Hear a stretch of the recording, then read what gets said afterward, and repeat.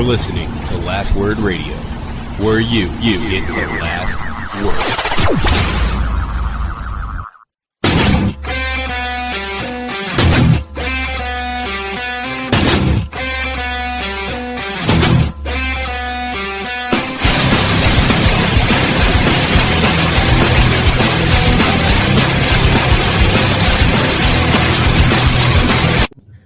Welcome, ladies and gentlemen, to another episode of Running Wild Podcast. I'm your co-host, Rich. Alongside me, as always, my co-host, Runz.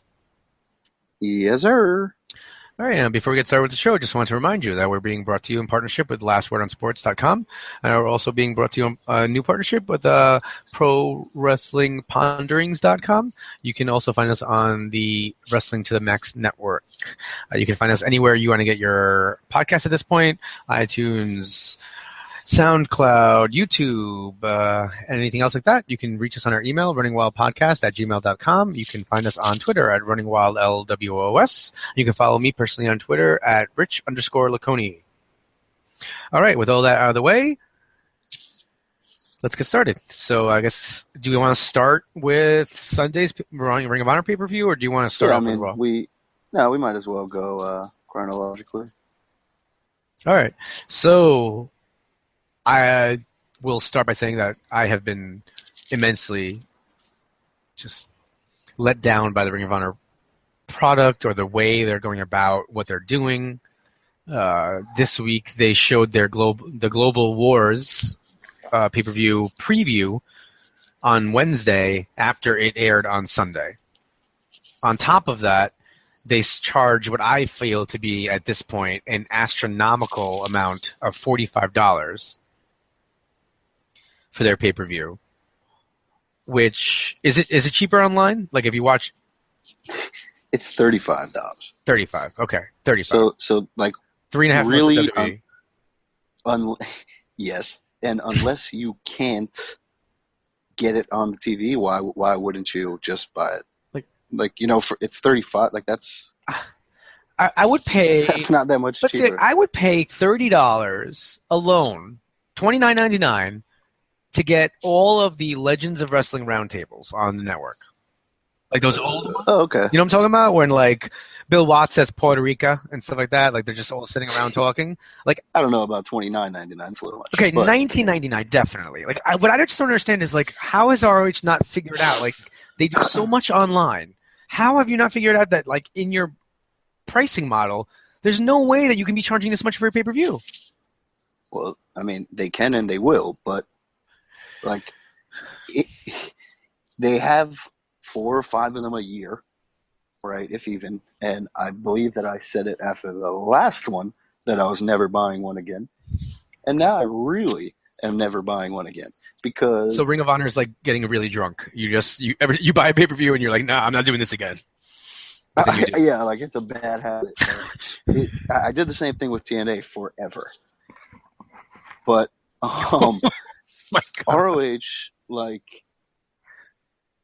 I did it. I wasn't going to buy it. I really didn't care about it. I've seen these New Japan guys for $8 a month on New Japan Pro Wrestling. Thanks. Not $44 for a pay-per-view. Hey, we're open for sponsorships, New Japan. Good luck. So, started reading about it. I watched the Coco Cabana promo. Hey, I really like Coco Cabana. It was in Chicago. I figured the crowd was going to be nuts. I figured it was going to be a really cool pay-per-view. The Young Bucks promised a new member and the most super kicks ever. So I was like, okay, this will be a good show. Why not? Then the Zero Super Kicks thing was pretty funny. I actually enjoyed that. But great wrestling on the undercard. What I expected. Naito O'Reilly was great, exactly what I hoped for. But then we come to the main event, which is why I bought the show. And the crowd was kind of dead. There was no huge reaction. Yes, they chanted his name, and it got loud at points. But, it wasn't the atmosphere that I wanted to see. And the match was solid. And then the Young Bucks and the Bullet Club angle, and at the very beginning of the show, they reminded us that Adam Cole hasn't been seen since he lost to O'Reilly, right? Mm. And immediately I said, oh, well, he's the Bullet Club. Duh. That was it right there. Because I knew there was a new member. And the fact that he hadn't been seen, I was like, oh, okay, perfect. He just comes back with them. Mm-hmm. So, when they hit 0 super kicks and Mr. Wrestling was freaking out about his super kick counter and all of that, I knew that it was going to come in the main event. I just hoped that it was going to come afterwards. And, then they came out, they threw them the shirts, the lights went out, whatever. Cool angle. It would have been great if it was on a TV show and not the pay-per-view main event of, one of your 4 pay-per-views of the year. It just felt cheated. I just felt like, oh, really? And, that's never a feeling you want to have. Did you feel more or less cheated than you did at the end of ECW December to Dismember? I mean, this was definitely a better show and much longer. That ended at 9:45. That ended at 9:45. I really did enjoy that pay-per-view. It ended rather abruptly. I don't know how they did that. Did they really think like these 3 matches are gonna take 2.5 hours? I don't. That is Chamber. Cool idea. Hardy's and Eminem, great, but nope, not. I just that was actual pay-per-view. Like, oof. I paid for that. Yep, it's awful. Like I was sitting there and I was like, so. Like they could have done something. Just throw some guys out there. Like I don't know, do anything. I would have watched anything. But yeah, I mean, so I ended up, seeing it afterwards. I didn't see it on Sunday live. I really wanted to see an ending to the cult. Maybe a lot of it was also my pipe dreams that I really should have put 2 and 2 together and seen that Colt Cabana was not going to be staying with Ring of Honor. Well, so here's the thing. He had all these bookings afterwards. ROH taped TV the next day. So, he could have been there for whatever. I think he was there for some parts. Anyway, here's the thing that I forgot to mention and that you just kind of touched on, like the results. You're in Colt Cabana's hometown. He's fighting for the ROH title. He's back for the first time in 5 years, right? Now, if he wins, the pop is massive. Oh, my God. If Lethal cheats to beat him or just beats him, then the heat is massive. Or Lethal just gets the respect cheers either way. But you cheat yourself out of that moment for either one of them. Maybe it's because you wanted to turn Lethal face, but you could have done that. He could have just beat him clean. They could have shook hands, and then you could have had the whole Bullet Club angle. Colt Cabana is not a superstar. He's extremely popular, but he's not the main event guy that you have to oh no, he can't lose. He could. Why couldn't he have lost? Yeah. He just beat him on TV. So he easily could have lost clean to the champion who's been the champion for over a year, the ROH champion for almost a year, TV champ right before that. So it just doesn't make any sense. You cheat yourself and everyone else out of that moment. And I think it's stuff, and I don't know who's making these calls. Look, Ishii winning the TV title was always a head scratcher because you weren't going to have him around to build the angles. Even if you tape matches, you need a guy to just come out and say shit and be on the mic and do things to remind you. They literally the belt. I mean, this is said all the time, right? The belt's like a prop, right? But then you take it away and you give it to someone who's not going to be around to show it off. Well, see, but that's the thing. He was there for some of their TV and their paper, and he was there for the pay-per-view. But I had the same reaction as you at first, and then I was kind of you know what? ROH does this sometimes with the Japanese guy, and they put a belt on him. They've done it like way back when Punk and Joe and those guys were there. Okay, yeah. So it was kind of cool. Like, oh, this is a little bit of a throwback. This tough Japanese guy won the belt. He beat him fair and square. Pretty cool in Japan. All right. But then, I don't know. I don't mind him, not really talking because that's just what, he shouldn't talk. Well, yeah.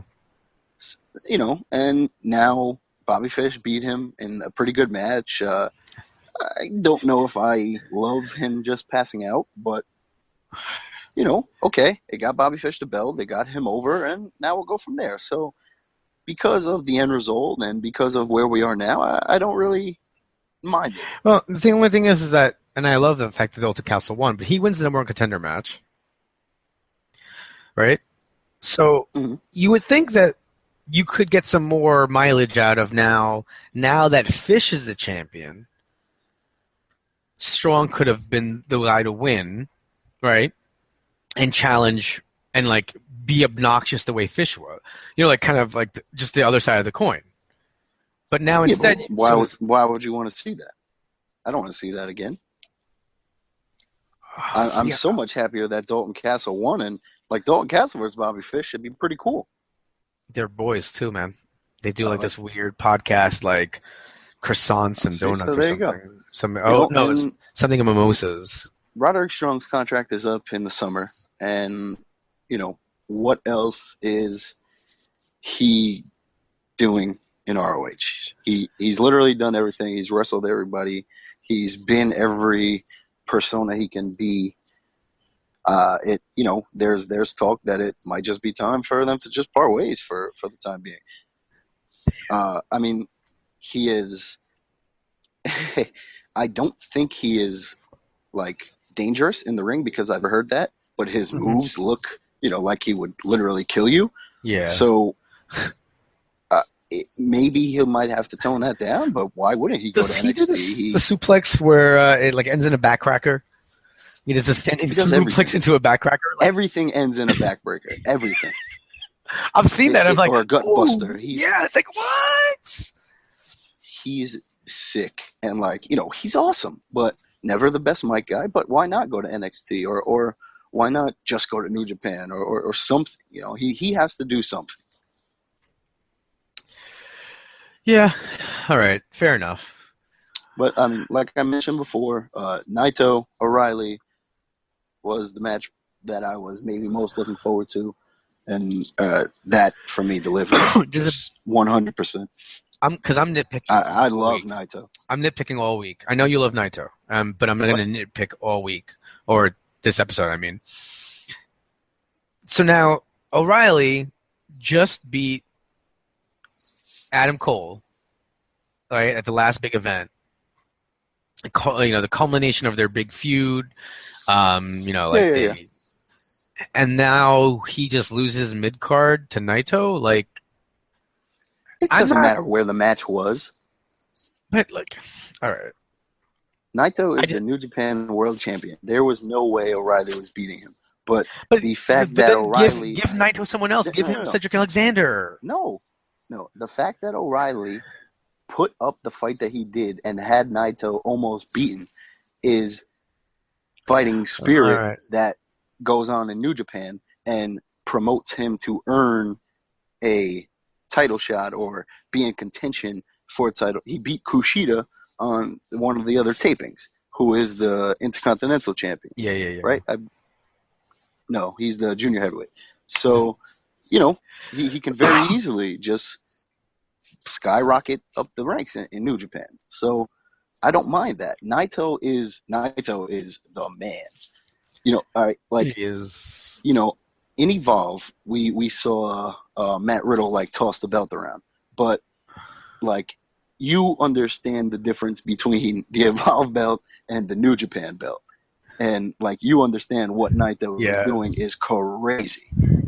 And, like just tossing the belt, and like he comes when he came out and just threw the belt and just kept walking. Like he's phenomenal, and like they hit lightning in a bottle, man. It's oof. Yo, How do you do that? Like, how could you train yourself to do that? bro, the entire crowd chants with them and like sings the song with them.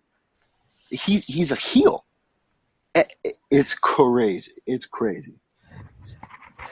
All right. I mean, I guess when you explain it that way, I just feel like all right. I guess, maybe the Ring of Honor fan is not the uninformed fan. Knows who Naito is and Okay. why this was okay for O'Reilly to lose. I felt that generally speaking, when it comes to like important matches between the two companies, Ring of Honor is taking a backseat. Every single time. And I don't understand what you're doing. You know what I'm saying? Like, why? Correct. They're just putting on good matches for the sake of putting on good matches because there's no other reason. Every time you have these guys in at your big shows, they beat your top guys. Yes, your top guys look good. They have great matches, whatever the case. But, that doesn't help to every time say, New Japan is the bigger company with more at stake, so those guys are going to win. But here they're not. And the thing is, like, when you have a show in Japan, guess what? Have the New Japan guys win. And then here's a crazy thought: when you have a huge pay-per-view in the United States, have the New Japan guys put the U.S. guys over. Holy shit! I mean, O'Reilly, I'm not arguing with you. New Japan champion. How strong does he look? Now you have another guy who's up there in the title picture. Okay, that one doesn't happen, but other ones you can adjust. The world champion is not going to just. And God damn it, I thought lose. If Elgin signed with the New Japan, come on, get him off the screen. God damn it, I thought we got rid of him. It's the same thing. Like he just lives in Japan now. Yeah, it's like or is there most of the time, But he's still on ROH, no problem. I did that. Yeah, like when that team is on, Tanahashi is cool, but when that team is on, I just don't like Elgin. And Okada and Moose was pretty cool. I really like Moose, and I don't know if you saw what he's been saying, but there was one interview when like someone asked him about his contract is up the same time as Roddy's, and he was like, "Oh well, I can't talk about WWE now, but when the time comes, we'll get there." And I was just like, "Wait a minute, like he said, I can't talk about that. Like basically, like we're negotiations. Yes, and then like yeah, but we'll address that when the time comes. Like so, I just think he's not long for ROH, and he'll be in NXT very soon. No, I really like Moose. So, I mean, if anything, just as I've been doing for the last minute, you guys can't see this, obviously. I've just been Moose. Which is amazing because I didn't distract you at all. I watched his first appearance. Like I was watching that pay-per-view, and it's pretty remarkable. Like a guy who everyone was just like, "Fuck this guy. This guy's not Ring of Honor," and now everyone's behind him. He's pretty solid in the ring. He does some cool spots. Don't you hate that spear though? No, I kind of like it because I don't know. What hurts about it? The fact that he flips himself over? Like, oh my god, so he flipped himself. He's going so fast. His body keeps going. I don't know. Just really annoys me. All right, and then I mean, look, I love Adam Cole. I do. Him joining the Bullet Club is great. I just didn't like the way they did it at that show. Like you said, do it on TV, and I would have gone crazy if I would have. Thursday morning, usually, because I'm old. Like at 10 o'clock when they actually put it up. Like I have like a lunch thing, whatever, and that's when like I watch it. Like everybody knows not to talk to me on Thursday mornings because when I'm in that room, I'm most likely watching wrestling. If I would have been watching it one day and that happens like this week, oh my god, that's amazing. But I just don't know. The thing for me also is like they have Kenny Omega already, and he's that main guy. So I'm guessing this is just strictly Ring of Honor kind of. Well, they have some. He's got some visa issues. Yeah, okay. Yeah. So, and then the Bucks and Adam Cole have been Mount Rushmore in PWG for forever. So, like, I've seen them in a stable, and I've seen them doing this. So, this also is kind of like, okay, I've seen this before. But the other thing, okay, great. You do the big angle. You have Adam Cole say, yeah, you didn't beat me, blah, blah, blah. Now I'm here. Okay, great. But at best in the world, it's Jay Briscoe against Jay Lethal for the title. Why? Oh my god. Well, because the Briscoes just lost. Wait, because the Briscoes just lost to War Machine. Great. In a tag team match, so that probably earned Briscoe the title shot. No. Yeah, it must be. Yeah. Listen, historically in wrestling, whenever there is a finish at a pay-per-view, what is that called again? Not Broadway. That's time limit draw. What is it called? Oh, Smaz. Yeah. Okay. Whenever there's an ending like that, immediately one of the losers of the tag team title match on that card is awarded the match for the title. That's right. Isn't that normal? That's how you build stars. Definitely not the guy who didn't get the clean decision or the guy who came and fucked him. What are they doing? Okay, great. Yes, they wrestled last year at Best in the World. Cool. I don't care. Great. I've seen it last year. Why do I need to see it again? What's the point? Is the Bullet Club just going to come out and beat them both up again? Is that going to be the thing? Oh, I didn't even think of that. Who cares about? But like, and then what are you like? Okay, great. And yes, but are you really going to ask people to pay for 2 pay-per-views in a row?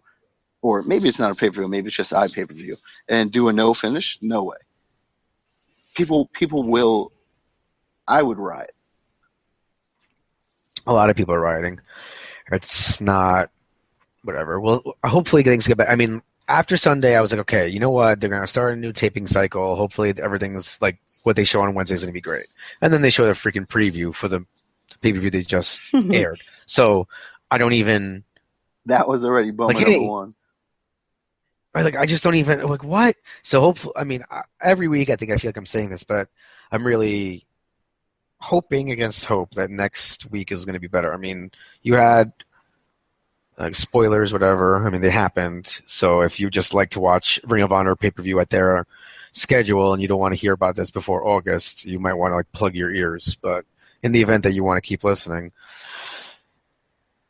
the Addiction's going to end up winning the titles, the tag titles, off of War Machine, which I know you said you were like happy about. I don't really understand right now, but I feel like there are other teams that are more deserving of that. Well, I mean, they're good, but War Machine doesn't really need the belts. Not War Machine, but like, is Addiction just like carrying it for somebody else? Like, I felt like Only Express came back with all that steam and like nothing happened. It could be, but also think about what other tag team are just extremely over and very, very good on the mic and characters 100% just nailed, good in the ring. There's, most other ROH tag teams are guys who are good in the ring but never really over as singles or, strictly the Briscoes are the Briscoes, you know.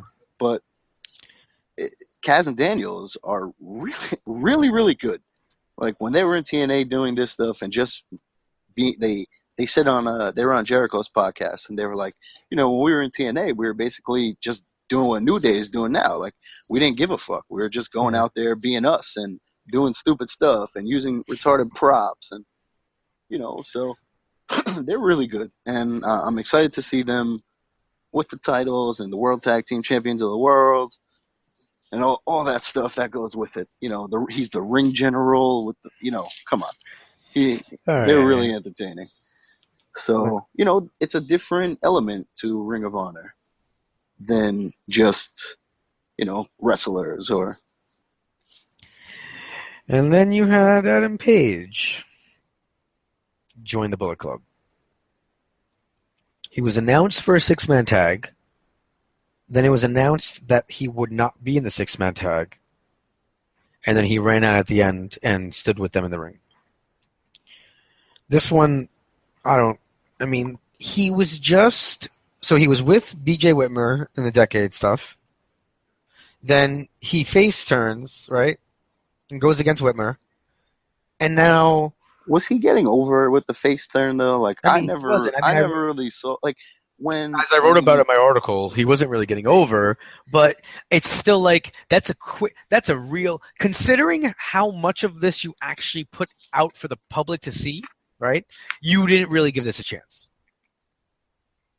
Yeah, it was the last pay-per-view, right? When he turned on Whitmer. Like, this shit is great. Because I saw that, and I was like, oh, okay, this is cool. Yeah. Now he'll be the face and all that. And then, like, when I see him wrestle, he's just more of a dick. And no, he's a better heel. He is. But my thing is just, like, if you do a face turn, you don't give up within a month and a half, no? Also, why not just do this at the pay-per-view? Like, didn't he come out to save at the end, right? He did come out? Yeah.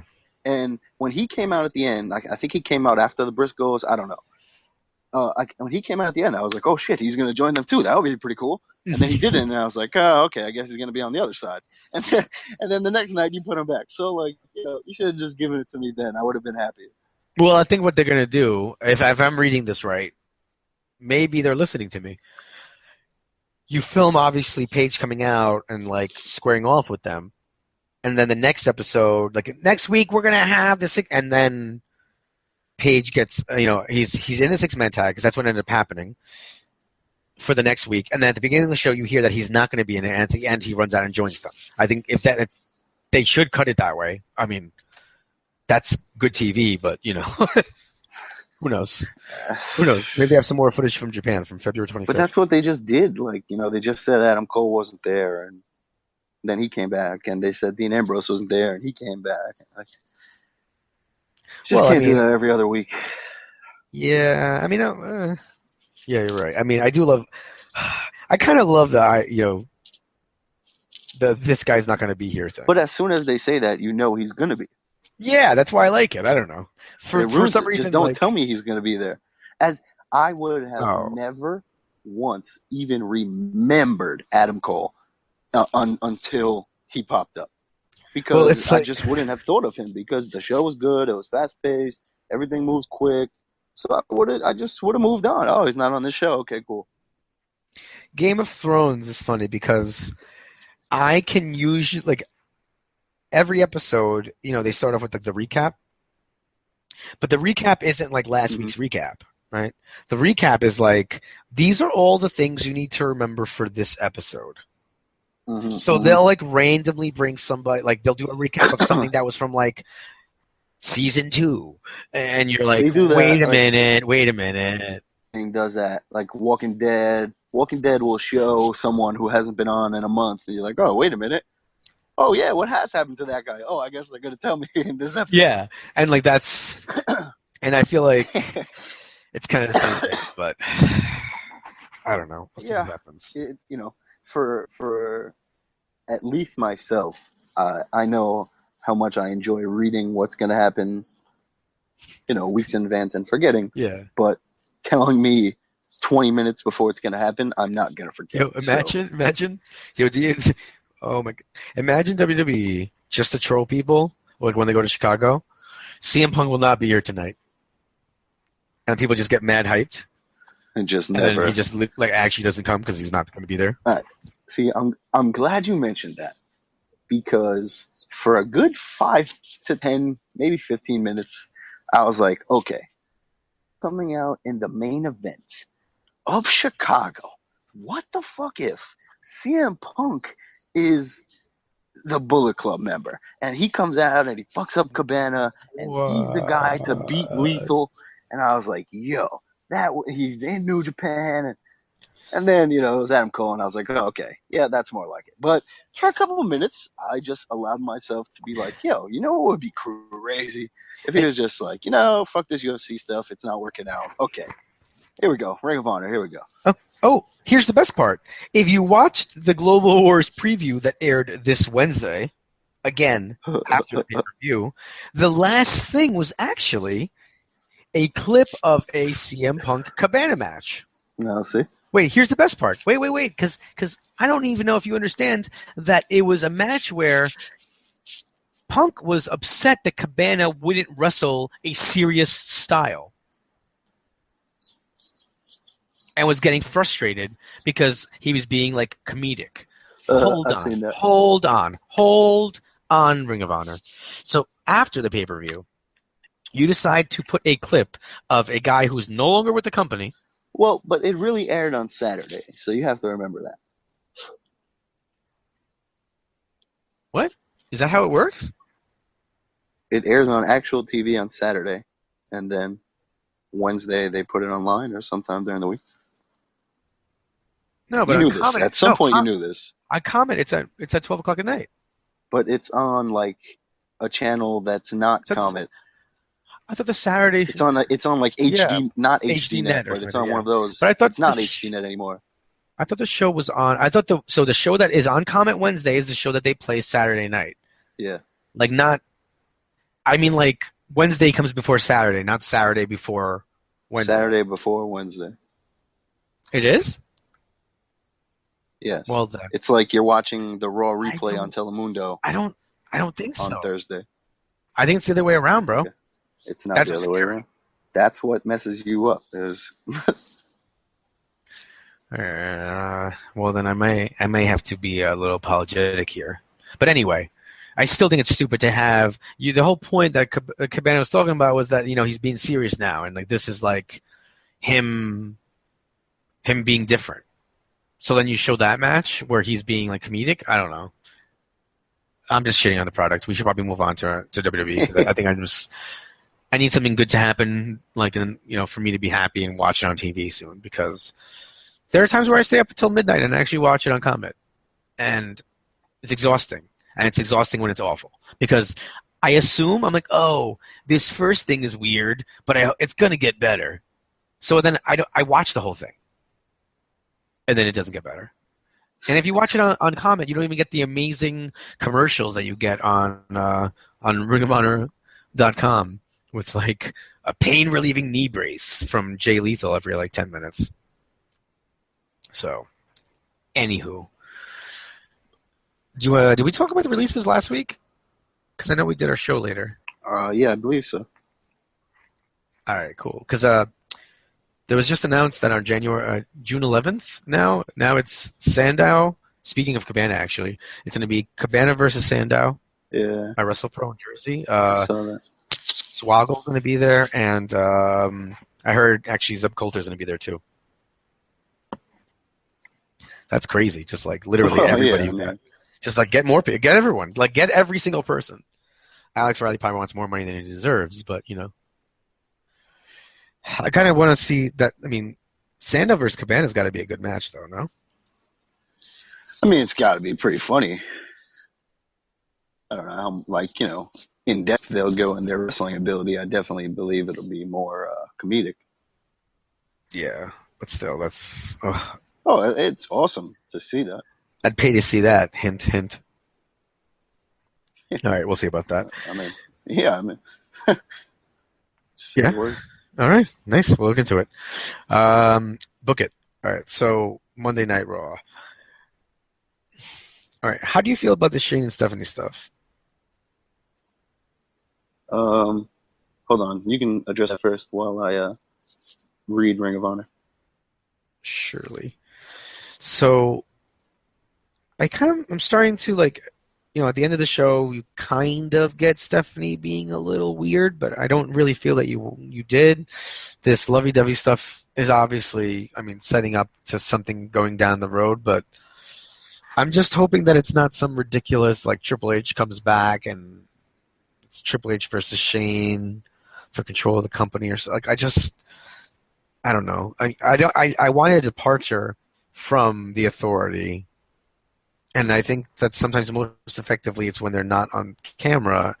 So Stephanie being back and being so involved, weird in some kind of kayfabe way. I'm happy with most of the choices she makes, and like she surprised me, quote unquote, this week when she like got in Jericho's face and was explaining to him that. Well, but that's all her playing up that part.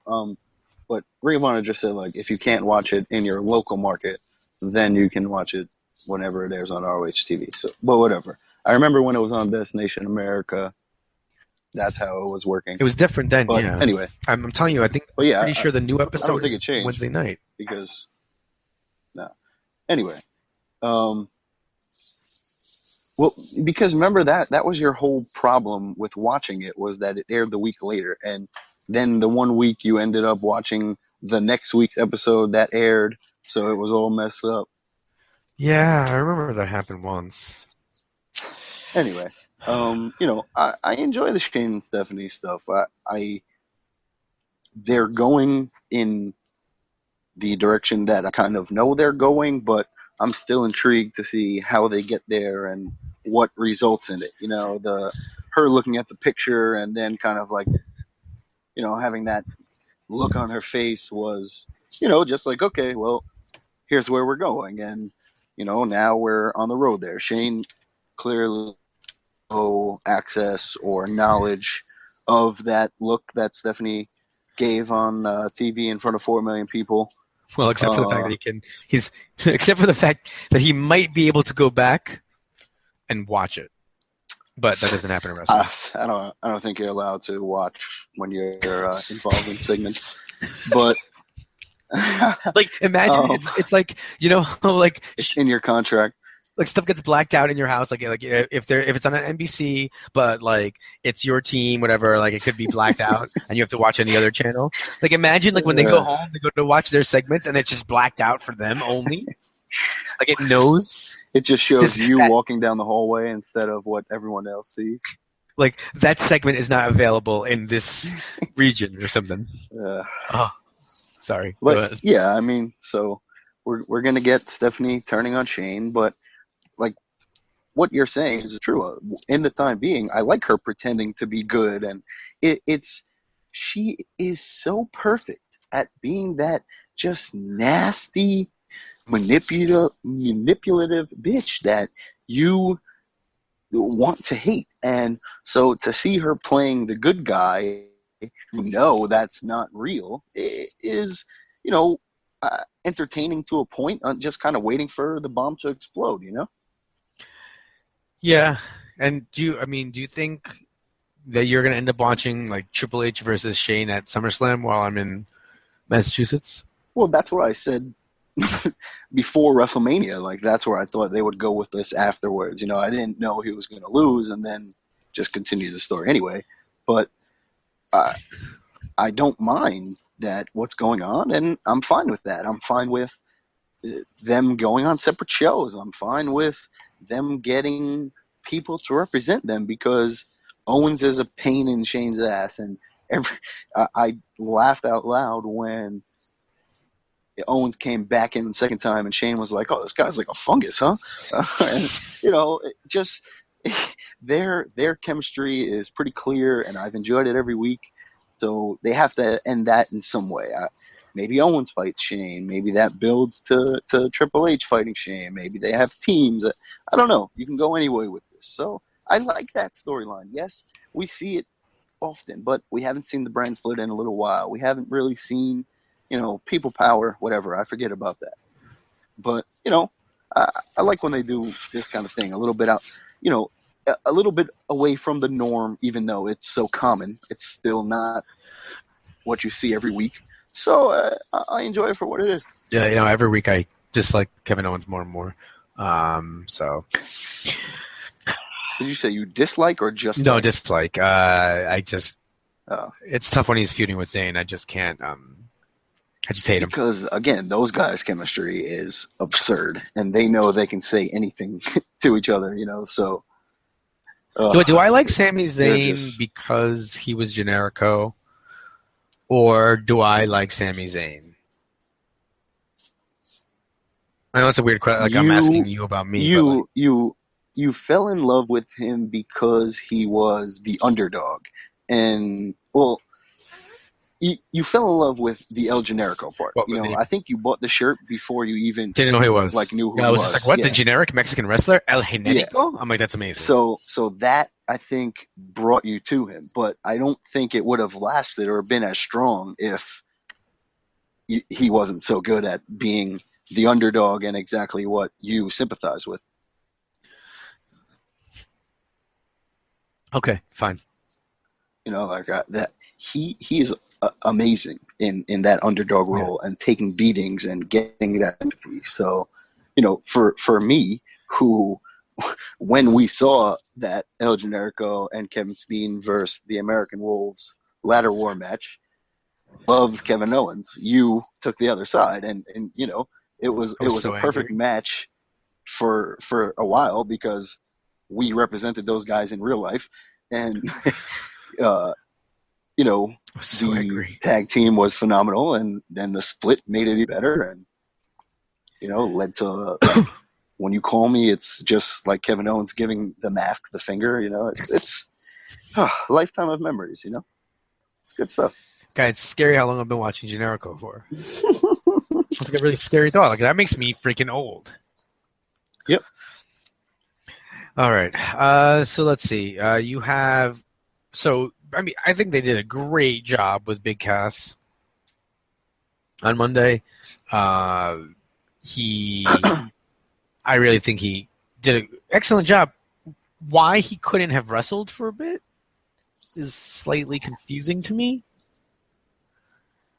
You that know, was like really another letdown. You know, just like, why do this? You know, he's been killing it in every promo for the last 2 or 3 weeks, and he's 7 foot. So I'm kind of worried. Like Vince just fell in love with him, and like this is it. Like he's just gonna.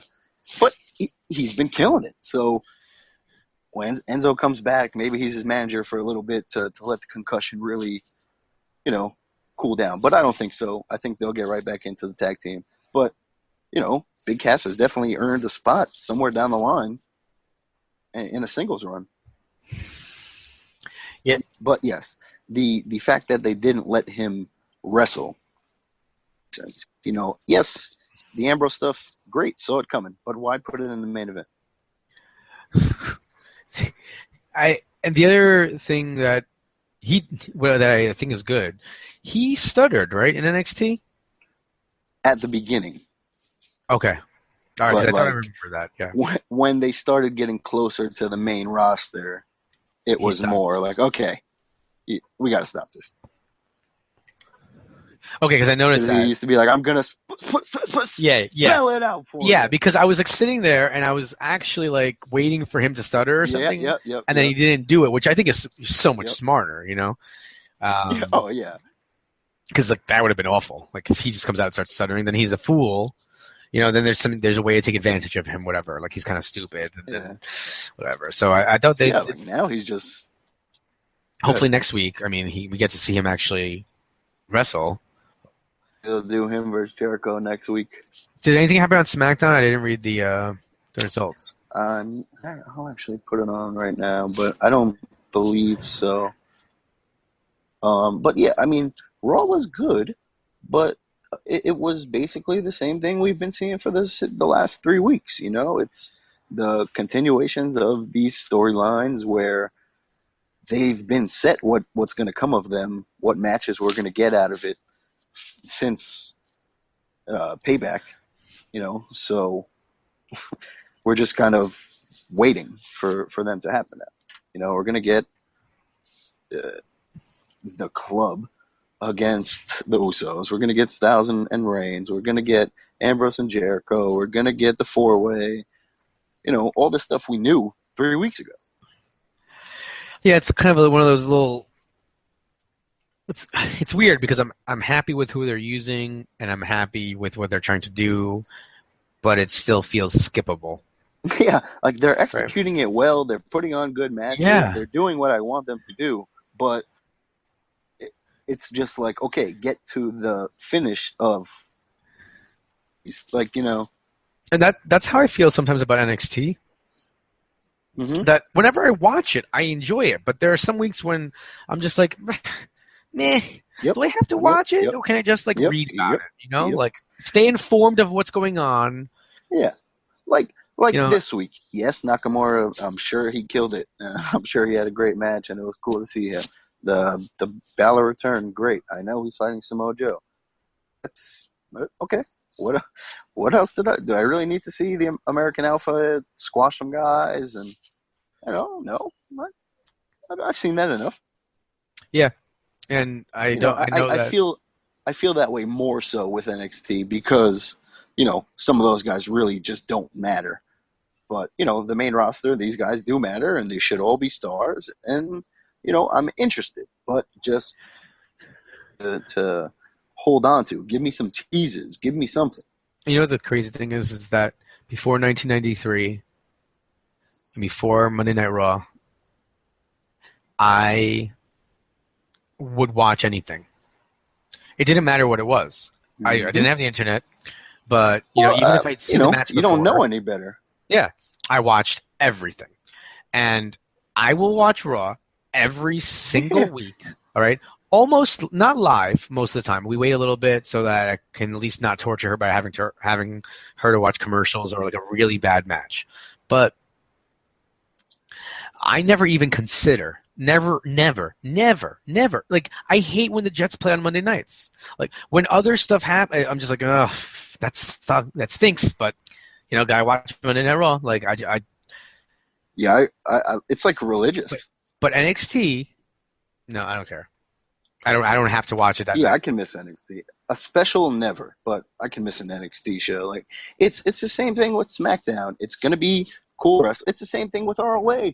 It's going to be cool wrestling. It's going to be some just decent continuity or just throwing together stuff for the weekend, and that's it. You're going to move on to the show that matters. So I'm not going to, and I'll be honest. If I was not married, I'd watch a lot more wrestling.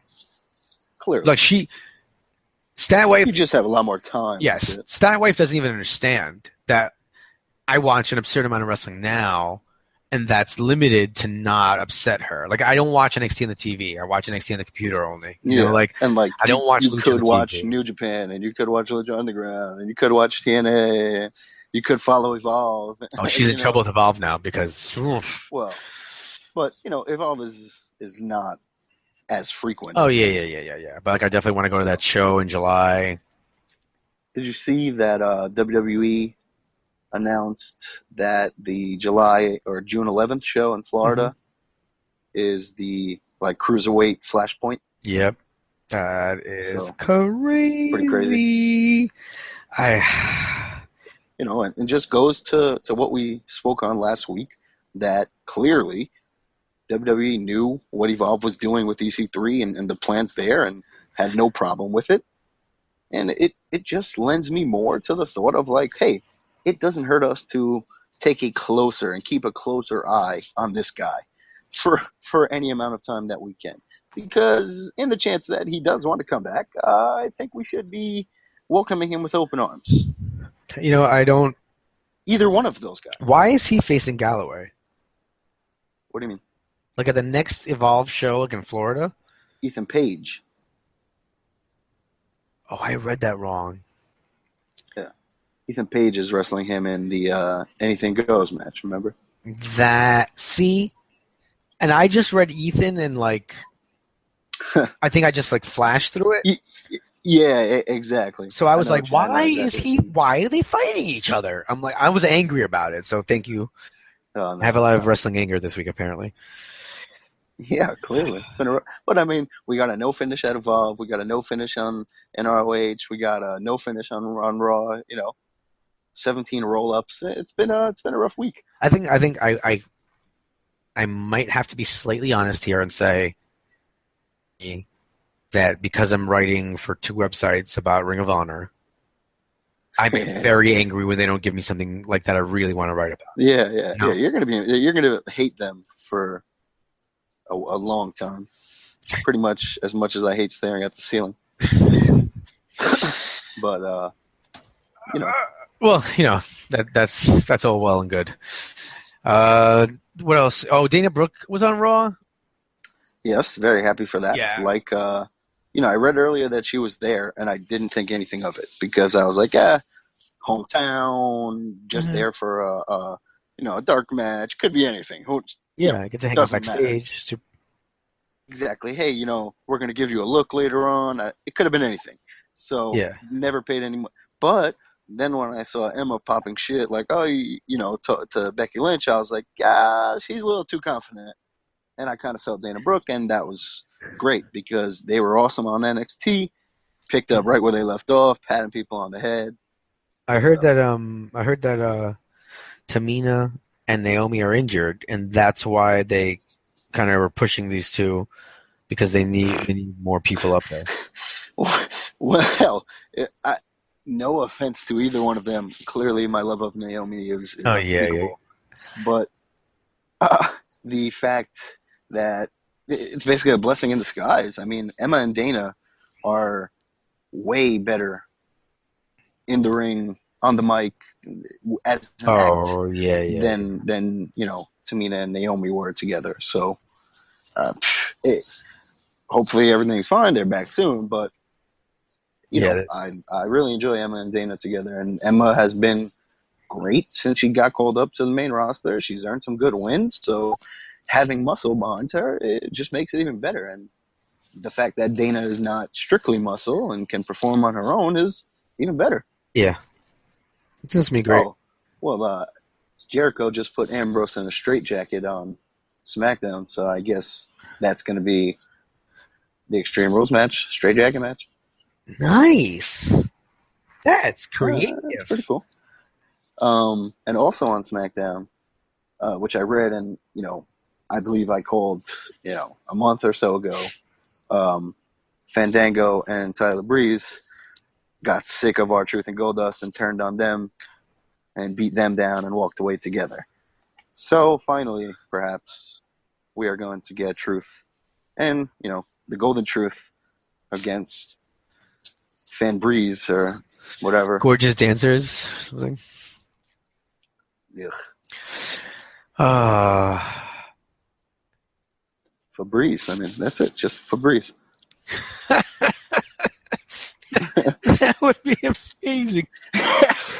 And then I guess the last bit of news would be the June 29th Hawaiian Network special. The June 29th early SummerSlam? Yeah, I mean, but I'm not going to get my hopes up about the results here. Here's what the result literally doesn't matter. Like, okay, so for anyone who doesn't know or isn't aware, on June 29th they have a show in Hawaii, and I understand clearly we don't go to Hawaii often, and you want to put on something good for them.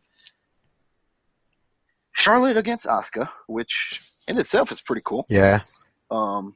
Pretty excited for that. Kevin Owens and Brock Lesnar. Wow. My God. My God. Like, I can easily see Brock getting the win here, but I can also see some type of double DQ, no finish, because they're both monsters and they just keep fighting. I don't know. That would be but the best either way, option. It's going to be amazing. And then I don't really know what to say about this. We have John Cena against Shinsuke fucking Nakamura. Wow. Like 2 months ago, John Cena and Nakamura were one of, if not the biggest star across the world. And now they are wrestling on a house show in Hawaii. Wow. I mean, just the thought of that is, and like, I love watching Cena wrestle guys who are fantastic wrestlers because he steps his game up to match their game. But he just has to stop. He has to stop that stunner, that bounce off stunner, because he never hits it. Whatever. But the physicality is going to be there. Oh, man. This is going to be a good event. I think I'm going to try to watch it live. You're going to fly to Hawaii? It better be on the network. No, it's going to be on the network. They didn't announce it was going to be on the network. No? Oh, no, I'm just assuming. It better. If you put on SummerSlam, you can't not put it on the network. That's just, those 3 matches are the only announced ones. Like, God only knows what else could possibly, maybe they have a show somewhere else, but maybe they have New Day against the Ascension, or not the Ascension, the Revival, or the American Alpha. Who knows? Maybe we have Styles and Reigns will probably, or Styles and Balor. Who knows? All right, well, although things are a little slow this week, it seems like hopefully there are things brewing that'll make things more enjoyable in the future. There are definitely things brewing, and I mean, we say it all the time. The guys on this roster are fantastic. They're phenomenal wrestlers, so, what's in the future is definitely bright, as long as WWE doesn't fuck it up, and they've been doing a good job of not. I've enjoyed this McMahon storyline for what it is so far, and we'll see what happens. Agreed. All right. The next, do you have anything else actually to add, or no? You're good. All right. The next segment this week we bring you another interview. This time we got a chance to sit down with Maxwell, Jacob Feinstein, and Joe Bronson. After this was taped after the Fighting Spirit Wrestling Lucha Libre Extravaganza, which took place May 6th. So just sit back and enjoy the interview, and we'll join you afterwards. All right, ladies and gentlemen, we're here backstage. I'm sitting with Maxwell Jacob Feinstein, right? Is that how you say it? It's Feinstein, bud. All right? I'm getting real tired of this. All right, whatever. And Joe Bronson? Joe Bronson. Soon to probably be Bear Bronson. That's what I'm leaning towards. Just so you guys know, listening at home, we just were hanging out with 5 kids ranging from 9 to 13, the highest. Random bunch of losers. Doesn't matter how old they are. Just a bunch of losers. Bunch of random kids hanging around a ballroom for some reason. Yeah, American Legion, right? Yeah. Downstairs. This is what the cool kids do on Friday night, right? Like dreams are made of. If you ask me. I did cooler things when I was younger.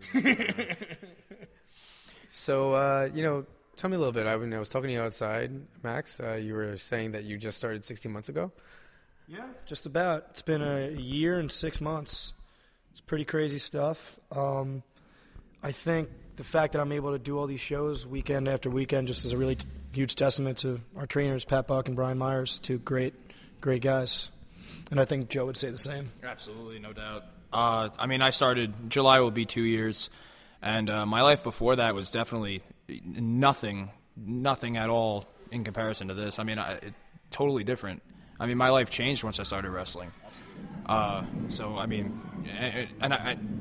What a better way to start it off with the best trainers you could possibly ask for. You have a former WWE superstar, former tag team champion, Kurt Hawkins, Brian Myers. You have Pat Buck, who had his time in OVW under WWE's developmental. And, you just have guys just ranging and such talent for just hanging out, always coming by. Guys like Alex Reynolds really climbing the ranks in the indie scene right now. And Old Dempsey shows up every now and then to help train. It's crazy. Nuts, absolutely. Yeah. Nuts. You guys are going to have Hornswoggle there on June 11th? Do you guys know about this? His name is not WrestlePro. Hornswoggle, it's Swoggle. It's actually Swoggle. Swoggle. I don't know who Keep Hornswoggle. messing up names today, bud. But yeah, he will be there. Yeah. What made you guys a lot of people watch wrestling, and I'm sure you guys grew up fans, and then you just, you want to pursue your dream. What made you actually go find a place and show up that first time? My story's long and pretty crazy, but I'll definitely let Joe go first if you'd like to. What's very different about me is everybody will always tell you, my first match that I ever saw was this, or my first that I ever went to. I don't remember when I started because I was so young. I mean, it ran through my family. My grandma watched Hogan. My older brother, my older cousins are watching The Rock and Stone Cold, and even before that, Shawn Michaels, like all throughout the 90s. And I don't remember. I don't remember when I started watching, and I feel like I've been watching since diapers. That's kind of awesome. And since then, I mean, I don't remember a time in my life when I wasn't completely obsessed. You always knew you wanted to do it, right? Absolutely. Always knew I wanted to do it. And I mean, up until maybe, like a few years ago, I didn't know, like, you don't think about, like, oh, I'm going to go to school for wrestling, because you don't even know that there are schools until a certain age, and you start researching, and you don't know that's actually a possibility, and you can actually, if you put in the effort and the work, you can make that dream come true. It's very, very, it's insane. It's very insane, and my life has become so much better because of it. I'm just surrounding my life with it right now, and I couldn't be happier. I've never been so happy in my entire life. So what would you say is, like, so far the moment that you can pick out that's been the most exciting for you? Ranging from, I mean, we got to even work a little bit with McFoley. I mean, like, just stuff like that. We did, like, this charity thing with Dreamer. Our last Creator Pro show with Dreamer. That was absolutely an honor, and I'd have to sit back and think about, like, all of the moments, but even just, like, right now, just actually popping up off the top of my head, like, me and Max, like, you don't understand, our second match ever in wrestling, like, just two green students still, but just two Like, our second I match knew 3 moves at that point. Yeah, like, but it's all good. And still very, very new to the scene, but I mean, even newer when we were in our second match we were working in front of a crowd with Brian Myers, and that, like, I mean, just stuff like that, like, that'll just open your eyes and just really, it's crazy. I don't know. That's really awesome. I mean, Yeah. how about you? Me, like, how'd I get into the business? Yeah. Okay. Well, first of all, my same answer as Joe is, like, I can't tell you when the first match I saw was. But the funny thing was, my parents both think wrestling is super stupid. And the way I was introduced into it was my crazy Uncle Alan. Crazy uncle. Yeah, there's always a crazy uncle. And I think my farthest memory is, like, watching Kane in a match and just destroy someone, and I was like, whoa. Like voice box, like voice, Like, mask still on, stuff. I mean, I was a baby. I am Kane thing. My name is Kane. That one. All right. But and then moving forward, like, I would see that stuff, but I didn't know if it was legit or not. And my crazy uncle would always be like, "Oh yeah, it's totally real. It is 100% real." And it would run my parents' racket because I'd be in the house trying moves and stuff. So I needed to know for sure. And this is what I tell everybody, and they all laugh. My first full match I ever saw was Foley Taker Hell in a Cell. So, of course I thought it was real. Because I watched a fully grown man get tossed off the top. And the second I saw that, I was just like, psh, I want to do this when I grow up. I want to take that abuse for some strange reason. But, yeah, and ever since that, it was just rolling down. And I'd watch guys like Piper and Flair. Like, I would do anything I can to watch even more old school stuff. And then as I grew up watching Evolution, like a young Orton and Triple H, and I always gravitated, even as a little kid, to the bad guys. I never liked the baby faces. I was like, man, nobody's that nice. At least I know I'm not. So even as a little kid, I knew I wanted to be a bad guy. So I would watch Piper for hours cut promos. Hours. And I'd pick like little stuff that I thought was cool, and I'd watch Orton promos, Triple H promos, and Flair promos. And then I tried to combine a character, which is now Maxwell Jacob Feinstein. I knew who I was going to be before I even got into wrestling. Like, Let me interrupt you there for a second. This doesn't. It's not very hard because he's a living bad guy. Yeah. So it's not a word. You could go back to it. I'm just being me, but dialing it up a little bit. You know, Stone Cold said that. He's like, just be you and dial it up. But the way I got into it is crazy. I was a serious football player in high school. I broke my high school record for tackles in a season, 115 in a season. Is that linebacker? And middle linebacker. Yeah, I just ruin people. But at the end of the day, I always knew, like, oh, I'm doing this so I can get in the WWE. And while all my friends were like, what are you talking about? Like, what is professional wrestling? Like, nobody knew. I would join theater classes for the WWE, so everything I did was for it. And then I ended up being too good of a football player because I started getting scholarship offers. And I knew, like, I'd be passing up a serious opportunity if I didn't take it. So I took a scholarship offer to Hartwick University. I went over there, and I knew going in there I was doing the wrong thing. And again, like, you're 18. Everybody's telling you this is what you have to do. This is how you have a future and can have a job. If you don't go to college, you're going to be a bum. That's what everybody tells you. It's not true, but that's what everybody tells you. So I go there, and a week in, the coach comes up to me and says, we're thinking about starting you. Now, that should, if I'm a normal human being, it should make me go, oh, wow, that's cool. Instead, it made me go like, yeah, but, like, I'm not going to be Roddy Piper on a football field. I can't be Orton on a football field. I'm just going to be some dude who's tackling people. Like, yeah, I'm good at it, but that doesn't mean it's my passion. So I told somebody who I thought was a close friend of mine there, even though I know it's only been a week. But I opened myself up very easily. And I go, yeah, I don't think I'm going to stick around here much. And the kid goes, oh, and leaves the room. And immediately I realized I made a horrible mistake. And the coach comes up to me the next day and he goes, so I heard you're thinking about leaving. And I go, yes, coach. And he goes, we can't have you do that. Scary moment, right? So follow me here. He actually said that to me verbatim. He's like, we're going to assign somebody to, keep tabs on you. So now not only do I not want to be there, I'm almost imprisoned. And there was a dude they assigned there who was an O-lineman. I'm not going to say his name, but a huge guy. And he would legit chill outside my room, making sure I wouldn't piece, which I know it's absolutely insane. So I would notice, like, he'd kind of, like, dip away from my room towards the tail end of the night. So one night, after, like, about a week and a half, packed as much stuff as I possibly could, slung it over my shoulder, and I sprinted. Sprinted out of that building to my truck, and I put the key in the ignition, and a part of me knew I was doing a risky thing, but a bigger part of me knew I was doing the right thing. And I drove home.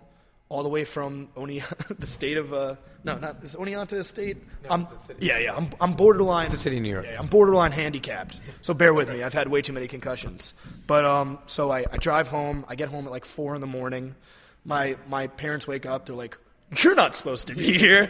They weren't exactly happy. But I told them what the deal was. I said I want to be a professional wrestler, and I Googled pro wrestling schools, and I saw Kurt Hawkins had a school, and I was kind of a mark for Kurt Hawkins when I was a kid because I thought the Edgeheads were dope. Yeah. And that's where I went, and here we are. Let me just step in for a second, and I meet Max. Me and Max actually met at Creative Pro. Very funny because, I mean, we met each other 2 years ago, and the first day we actually hated each other. God, probably, that was like a real thing. Let me explain why. So stayed we're separate sides of the room, like, real, I didn't like him because here's me. I'm a happy-go-lucky guy, and I have zero filter. Zero. So we're doing, like, I'm not going to say a stupid drill. It's not nice to say that. We're doing a drill that after week 1 I comprehended. And I look over to Joe, and I'm just like, this drill again, huh? And Joe, like, looks at me like I have 8 heads, and he goes, shh. And he shushes me. Me. I did because me. While Creative Pro is a place where it's a family. I mean, we all love each other and everything, but we also like to be respectful. And while there's drills going on, so I shushed him. And after that, man, me, I'm a loud person. I was like, oh, you're gonna shush me? Okay, okay, bud. Yeah. But next thing you know, we probably I don't even know how, we probably just started talking and realizing. What it was. I remember because I don't like not being friendly with people. It freaks me out. It freaks me out when people don't like me. I like it when people don't like me when I'm being MJF. Yeah, right. But like in my personal life, I enjoy people enjoying me. So I remember I just got angry knowing that somebody didn't like me. So I would go up to Joe, and I kind of got a read on him that he liked CZW. So I don't know if you recall this. I like basically pretended I understood like stuff about CCW. I'd be like, yeah, man, TJ Hyde, so cool, like stuff like that. And he'd be like, you watch CCW? And I'd be like, psh, Yeah. And like from there, it kind of snowballed. And then there actually were real things that we had in common. Yeah, there were real things we had in common. Not weird. Not weird fake stuff. I mean, I don't remember that. I got. Not that I don't like CZW. I like CZW a lot, but I don't know as much as he does. If you like CZW, I just gotta tell you, last time 2 times ago I was here, I was just getting a beer, and I thought I recognized him. Masada from CZW was here in the back. All right. So now I'm getting a beer, and I don't know CCW, but I had just seen him on Ring of Honor taping. Okay. And I look at him like for a second, and then he goes, and he looks at me, and he goes, "You're looking at me funny. Is there a problem?" And I was like, "No, I was just trying to look at the match." Like he was legit so like large and intimidating. And then I went back and saw the footage. That's the real deal, man. That guy's the real deal. You know, I mean, he is. I'm not kidding. No, absolutely. Really, I was like, I could have pulled my card out. Hey, you mind if I have I recognize you. Instead, no, sir. Let me go back. Yeah. I mean, I was much, because we've worked for CZW a few times with their Dojo Wars, whole thing going on there. Good thing. And I mean, before I started wrestling, when I would watch indie wrestling, that would be one of the main things I would watch because I actually. This leads into another thing. I actually started wrestling in the indies. I realized that this could be a possibility for me because I started watching. Kind of have to take it back. I mean, because I would only watch WWE. My whole life. I didn't really know about indie wrestling. I knew there was ROH. I knew there was, and that stuff's great, but I didn't really pay much. I couldn't relate to anybody, and. I remember reading like YouTube comments about like this vignette for WWE, and somebody was like, "Oh, it has to be Dean Ambrose. That guy's the man." And I'm like, "Who the hell is Dean Ambrose?" Like, at the time he was only in FCW.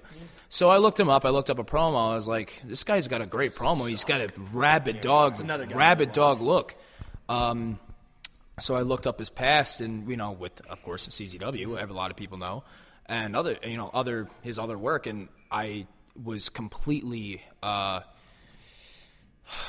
hypnotized almost. I was like, I can't. I remember I just would not stop watching, and I would just keep buying DVDs and keep buying, and keep even just searching on YouTube, and it's just everything I could possibly find about Dean Ambrose or Jon Moxley, and he's actually. My favorite currently, he's a huge inspiration to me. Most people think it's Kevin Owens because I look like him, and I'm a huge Kevin Owens fan. But it's actually my biggest inspiration is Dean Ambrose. He's the reason why I started.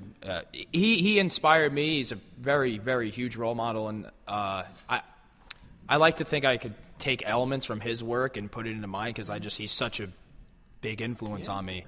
He's actually the reason why I started watching. So when I was watching him, that's when I became a fan of CZW, and I would go to the shows. And this is before I started training. But yeah, that's pretty much my main role model. Before we were doing the aftermatch promo. I mean, you had that moment where you went to speak, and then Max, you held him back, and it just felt like a really like. Ambrose worked up moment, like I could see, but like and allow me to interject for the fact if for anybody who's interested in working on their promos or developing their character, like don't ever try to be a carbon copy of someone. So the thing you'll notice about me and Joe, like we might have elements of certain people, but I'm not trying to be Rowdy Piper. I'm just trying to be the best possible me I can be.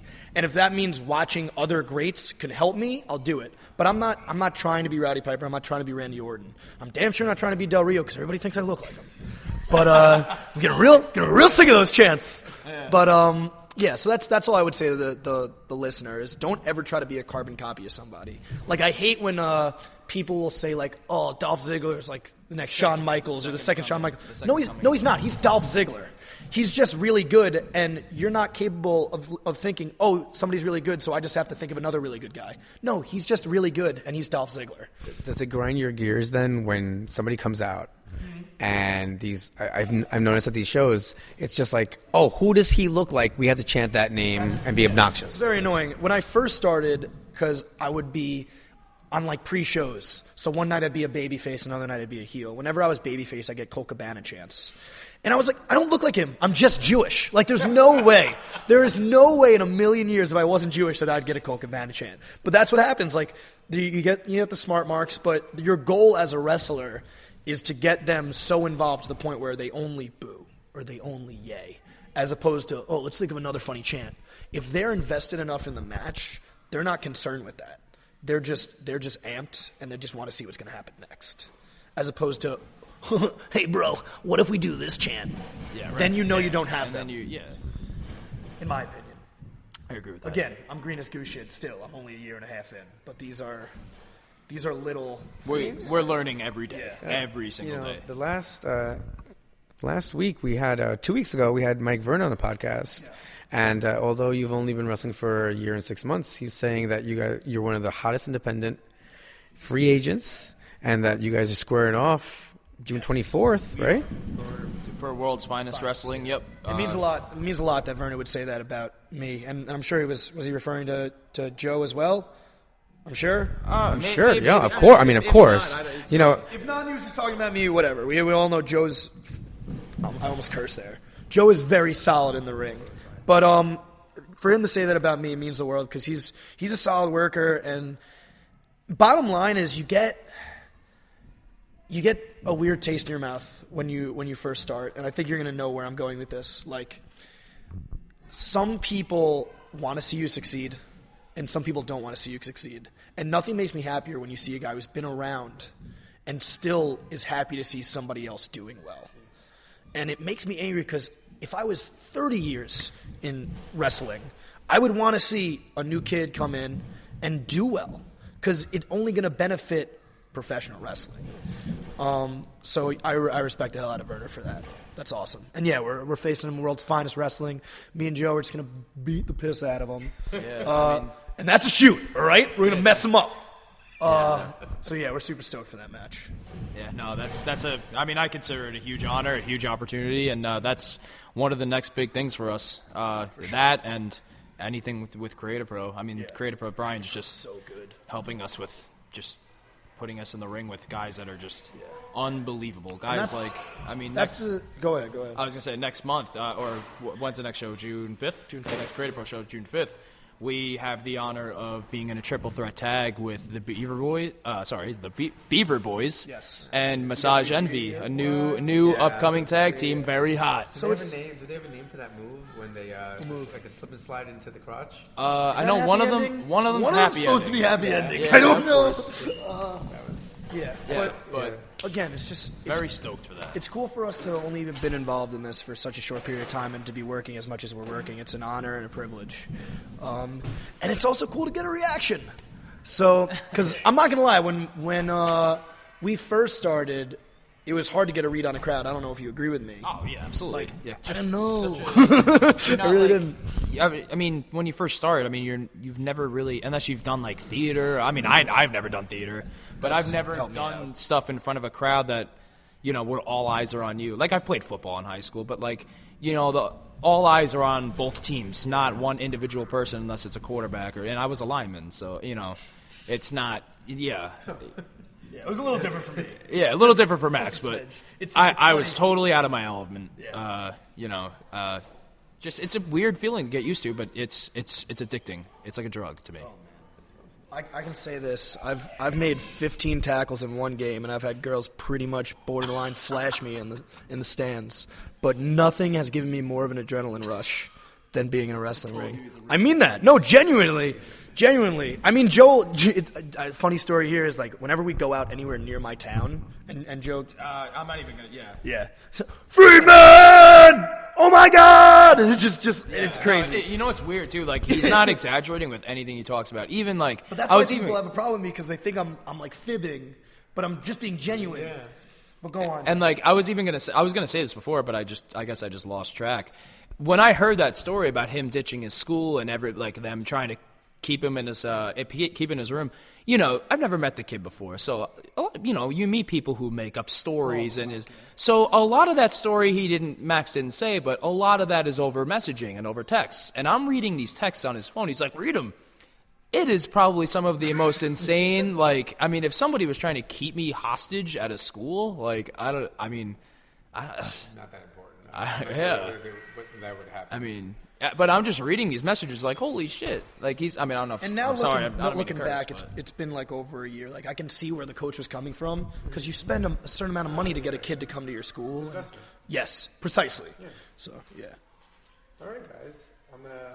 I've had a trend going so far. It seems that I keep asking accidentally almost about the Mets. I had CPA on the first week, and then Brian actually was on, so I know that they have those crazy shirts. Yeah. Yes. So, baseball. Is it a sport? The answer is no. Is wrestling a sport? I don't even The answer is yes. don't even understand. Is football a sport? The answer is yes. I mean, I can't really speak much on that. We both do I'm not going to like go baseball along and now. say, I mean, it's He's not gonna, even that. He's going to fave you and pretend he like kind of likes baseball. But I'm not. I'm actually going to say, I mean, I don't. just say you hate it. I'm It's just. the worst. It's so I mean, I do slow. hate it, but I just. Okay, here's the thing. But If you just have- to be you fair. have tickets to either Okay. same exact place. Yeah. You can go to Citi Field. Yeah. Same seats. Yeah. Okay. Or Yankee Stadium. I'm going to be totally honest with you, and I mean, I've been to Yankee Stadium. I've been, my family likes baseball and they're Yankee fans, but I would just probably choose whatever tickets are more expensive and try to get wrestling tickets. Try to sell them and try to get wrestling tickets. Sell them. Okay, so at least you didn't say Yankees. So that's and same No. with you. You would just sell them. I would sell them and then I'd go to a Giants game because I'm a man and I watch real sports. Oh, a Giants fan. The Jets. You're right. You're right by Hofstra. Yeah, You I actually grew went up to right Hofstra, there. yeah. I mean, for you've for a been year. Coral. How could you betray the Giants? Giants are the best. I don't know what to tell you. I mean, the Jets haven't made it to a Super Bowl since 19. It doesn't really All matter. right, since yeah. when, 'cause it's never gonna happen again. To be fair, though, I mean, Max likes football. He still watches. He's very, very, He's a hockey guy. very. Yeah, I mean, my family's very into hockey. My older brother played hockey. Rangers, diehard Rangers, and I love if it's not wrestling, I can definitely do a hockey game. Playoff hockey is Any hockey to me, actually. I mean, not that I follow. I mean, I watch way, way, way too much wrestling to be involved with just watching sports, and I know that sounds crazy, but I watch an absurd amount of wrestling. You can ask my girlfriend. Her name is Thea. You can look her up, and you can ask her, and she will tell you that I watch way too much wrestling, way more than somebody should. If you're not, But here's the deal, and I get so mad when people say this. It's like, oh, you're a mark. You're damn right I'm a mark.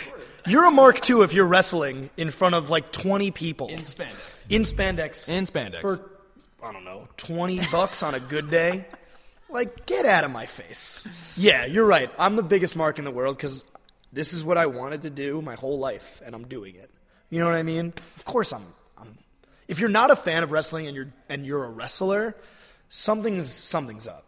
I don't know what it is. I don't know what your problem is. Maybe you're like into sadomasochism or something, but like you're doing the wrong thing. All right, guys. Where can we find you on social media? People can follow you and see where you're going to be performing next. I mean, I'm actually currently trying to figure out how to change like my Twitter handle from my real name to my gimmick name, but I think you can do that. No, you can just go to like account settings. I think it's a lot easier for Instagram. I think I changed it on Instagram. My Instagram is Joe Bronson, Joe_Bronson, and my Twitter handle is @JoeFitz95 because my last name is Fitzpatrick. Breaking news. You said free. All right, yeah. So I'm Joe Cat's out of the Fitzpatrick. bag, brother.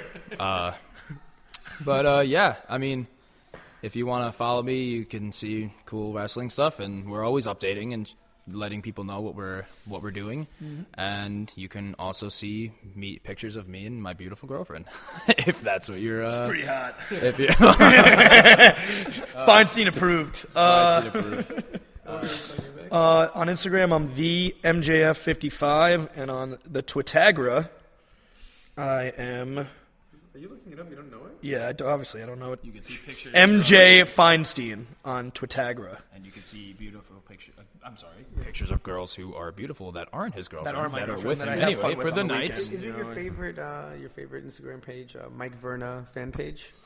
I don't know who made that, and I know I just had a huge rant about marks, but you are the markiest of marks, my good sir. I don't know who you are.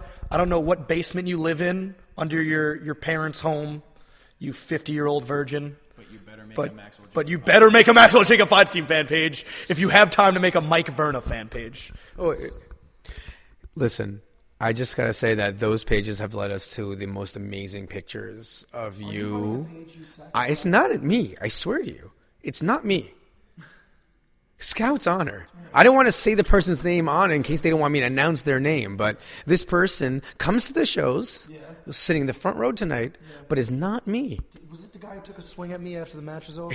That would be amazing. Because that would be awesome. No, I don't think it is. You made fun of my fan page, you jerk. No, but that happened too tonight. I don't know if you want to dabble on that. Yeah. See, and this is what I'm talking about. When I watch tapes of like Flair or Tully, that's heat, brother. When you get a fan to try to jump the guardrail and swing at you, that means you did your job, and that happened tonight. Oh yeah. And Joe saved my life. I couldn't believe it. Because I looked at Joe, I was like, I'm gonna clock him. He's like, no, that's not a good smart idea. Maybe we should go to the back, buddy. So yeah, but yeah, is it the little girl? It's not the little one. It's the blonde one. I knew it. Wow, this is like a mystery solved. No, Oh my well, you know what? When MJF's on the case, we were gonna buddy, find out this person. that's why I'm better than you, man. Oh jeez, and that's why I have no rebuttal to that. There you go. Wow. No one does. That's why I say it all the time. Guys, seriously, thanks for staying here. Jeez, so late. You guys have more time? Absolutely. No. I could talk my ass If you got off, more so. questions, we're more than Yeah, willing to please. I just want to make sure that your viewers. You want to ask random questions? I'm down for that. We can do a lightning round if you want. Lightning round? Okay. Rapid fire? Okay. Yeah. All right, so rapid fire. Too tired. I don't feel like driving. All right, here we go. First thought that went through your head when you took your first real bump. Ow. Literally. And if anyone will like, all right, we'll round this up. Is that okay? Yeah. Okay. All right. Sounds like the end of this. All I'm going to leave the viewers is with this. You had the pleasure of talking to the two hottest and youngest free agents on the indie scene today. And to top that off, we'll finish off with my name is Maxwell Jacob Feinstein, and I'm better than you, and I'm sure by now you know it. And I am Joe Bronson, and I'm about to kick that lady's ass who's kicking us out right now. Just kidding. Actually, I don't know if I'm kidding. I gave a Pile driver to a woman tonight, so. Solid. And I'm Rich, and we're leaving. All right, guys, welcome back. Hope you guys enjoyed the interview. So, first of all, want to go ahead. Hold on. Before you say this, first of all, I would like to extend my sincerest apologies to Mr. Feinstein for my co-host's mispronunciation and unprofessionalism, when he interviewed you guys. And, when we do finally have the chance to sit down, all four of us, I will love to shake your hand and apologize face to face. I gotta say that I think my favorite part about the entire thing was the fact that we got literally chased out of the place, and that's why we kept it in the interview. All right, ladies and gentlemen, once again, a big thank you to Maxwell Jacob Feinstein and Joe Bronson. And with that, just want to remind you guys that we've been brought to you in partnership with LastWordInSports.com. We've also been brought to you in partnership with ProWrestlingPonderings.com. You can find us over at RunningWildPodcast@gmail.com. Follow us on Twitter, RunningWildLWOS, and you can follow me directly over at Rich_Laconi. Until next week, we just want to remind you that you have been listening to the podcast that is just too. Oh wait, we have. Sweet.